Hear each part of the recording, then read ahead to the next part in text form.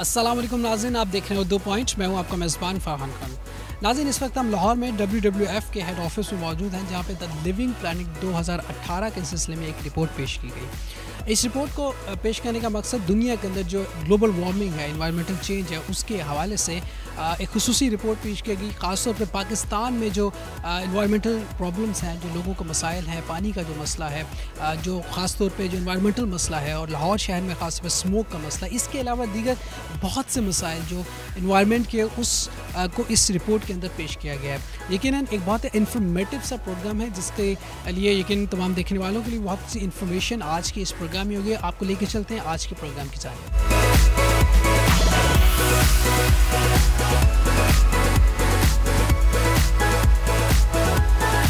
Right, ladies and gentlemen, we have Hamad Naqi, Director General WWF. Hamad साहब, it was a wonderful event जो आप लोगों ने आज लॉन्चिंग किया है, रिपोर्ट पेश की है। अच्छा, we want to know, हमारे नाज़रीन भी जानना चाहेंगे कि आज का जो खास सुबह इवेंट है, इंटरनेशनली पूरी दुनिया में आज ये रिपोर्ट पेश की गई, इसके बारे में क्या कहेंगे, आप क्या कहते हैं? देखें, ये लिविंग प्लैनेट रिपोर्ट WWF तकरीबन 1998 से हम हर 2 साल के बाद लॉन्च करते हैं, और ये सिर्फ WWF की रिपोर्ट नहीं है। इसमें तकरीबन 26 और इंस्टीट्यूट्स, रिसर्च इंस्टीट्यूट्स, एकेडीमिया, उनके साइंटिस्ट और उनके जो एक्सपर्ट्स होते हैं वो इसमें शामिल होते हैं, और फिर ये रिपोर्ट होती है। अभी इस रिपोर्ट से कुछ चीज़ें बहुत क्लियर हैं। अब हमें किसी एविडेंस की और साइंस की इतनी ज़्यादा ज़रूरत नहीं है ये डिबेट करने के लिए कि जो कुदरती निज़ाम और सिस्टम है वो कितना थ्रेटेंड है। अगर आप देखें इस रिपोर्ट के मुताबिक अगर आप पिछले 50 सालों में देखें तो 60% जो वाइल्ड लाइफ है उसकी जो उसकी स्पीसीज़ हैं वो ख़त्म हो गई हैं। तो आई थिंक ये एक बहुत बड़ी फिगर है। और अगर आप इसी तरह जो दूसरे ट्रेंड्स देखें कि आपको पिछले 50 सालों में डेवलपमेंट आपको नज़र आती है, आपकी GDP बढ़ी है, आपकी जो कोई भी आप रिसोर्स देख लें, आपकी पॉपुलेशन अब 7.6 बिलियन के करीब हो गई हुई है।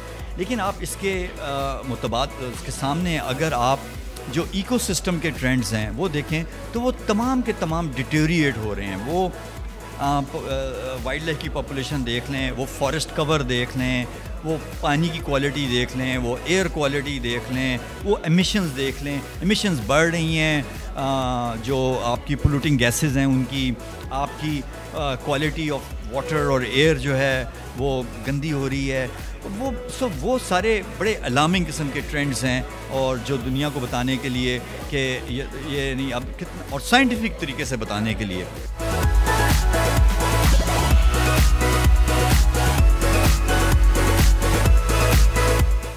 राइट, वो है सोहेल अली नकवी साहब, आप मैनेजर हैं WWF में। सोहेल साहब, इस रिपोर्ट के अंदर जो सबसे अहम निकात पेश किया गया वो पानी के हवाले से, और कहते हैं कि दुनिया में आने वाले वक्तों में जो जंगें हैं वो वाटर पे होंगी। पाकिस्तान के अंदर पानी का बहुत क्राइसिस है। व्हाट डू यू थिंक जो इनिशिएटिव गवर्नमेंट की तरफ से लिए जा रहे हैं, और चीफ जस्टिस ऑफ पाकिस्तान ने भी डैम का जो एक इनिशिएटिव लिया, कितना ज़रूरी है पाकिस्तान के अंदर पानी डैम बनना, और पानी की कितनी किल्लत आपको लगती है आने वाले वक्तों में होगी?